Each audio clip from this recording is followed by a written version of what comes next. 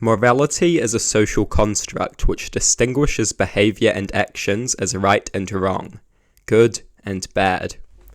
Where did morality come from? The existence of morality as we know it is born out of three major causes: self-interest, social interaction, and intelligence. First, there is self-interest. Sentient organisms have a self-interest. That self-interest is in simple terms pursuing pleasure and avoiding pain. This interest is ultimately a consequence of evolution. This interest is the thing that matters the most to a sentient being. All else is simply a means to that end. Instinct is of course very important, but only exists to avoid pain, gain pleasure, and ultimately survive. It could be said the ultimate end is survival, but I think that would be a foolish and over-evolutionary analysis. Pain is more unappealing to creatures than death. The only thing unappealing about death is the physical and psychological pain associated with its occurrence and the very thought of it. Pain is more feared than death. Death is only feared because it relates to pain. Be that the pain caused by the cause of death itself, the psychological pain caused by intense fear and helplessness, a common instinctual reaction to the thought of death, or the psychological pain derived from the thought that you will one day be gone for good. I think the overly evolutionary analysis is foolish. The more rational analysis I think is superior, and I think it rightly concludes pain and pleasure are the ultimate factors of existence, as all else that is desirable or undesirable is only so insofar as it relates to them. Fundamental to sentient creatures is the interest in pursuing various forms of pleasure and avoiding various forms of pain. These things are inescapable and inherent. They are the things that matter the most and the most fundamental part of conscious existence. As the famous utilitarian philosopher Jeremy Bentham said, quote, "Nature has placed mankind under the governance of two sovereign masters, pain and pleasure." End quote. These things form the basis of self-interest, which is simply pursuit of pleasure and avoidance of pain. Worth differentiating is perceived self-interest and real, rational self-interest. These things are often not the same. Self-interest is the first cause for the existence of morality.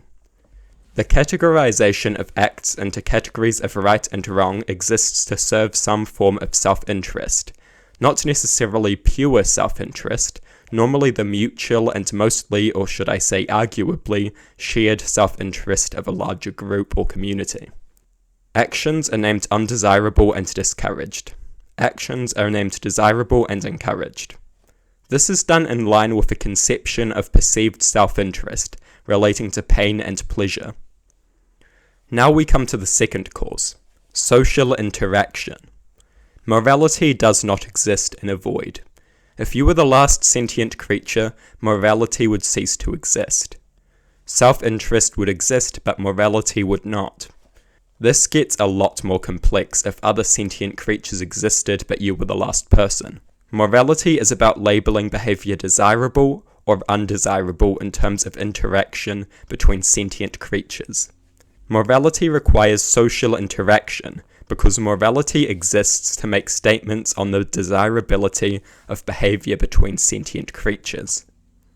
Social interaction is a major cause of the existence of morality. Without it, there is only self-interest. Debate this point if you will, but good luck. Morality exists to differentiate right and wrong acts in terms of interaction. Without interaction, morality does not exist. Out of these first two causes, we see the most basic idea of morality emerge.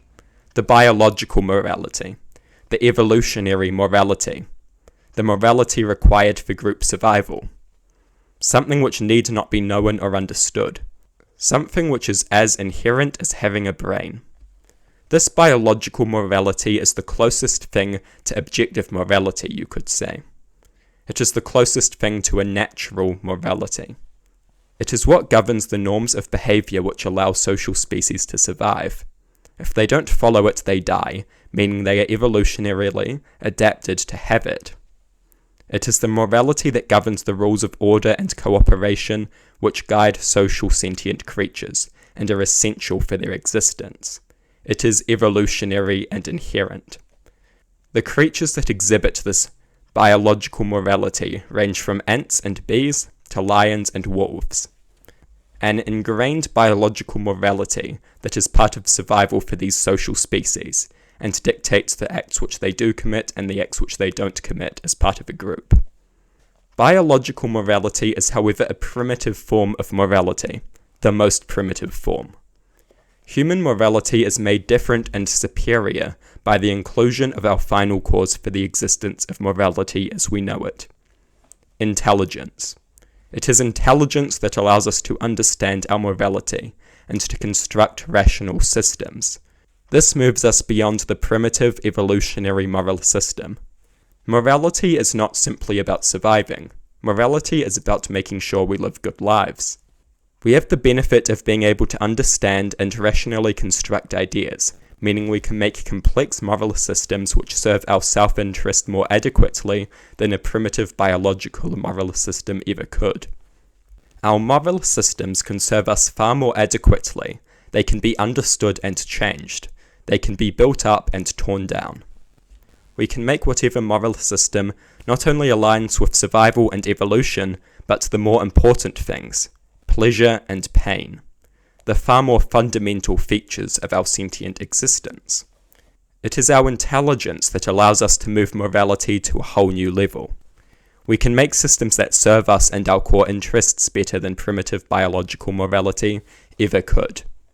Together, self-interest, social interaction, and intelligence are the three factors that create the idea of morality as we know it. I hope you have found this video interesting and useful. Greater detail could be added to this explanation. Morality is a very complex and nuanced topic. If you think I have missed a cause or that one of my causes is invalid or incorrect in some way, do tell me. If you have a criticism, I invite you to share it. It is through criticism that we improve our understandings on such topics. If you don't have a criticism, feel free to simply tell me your thoughts on morality.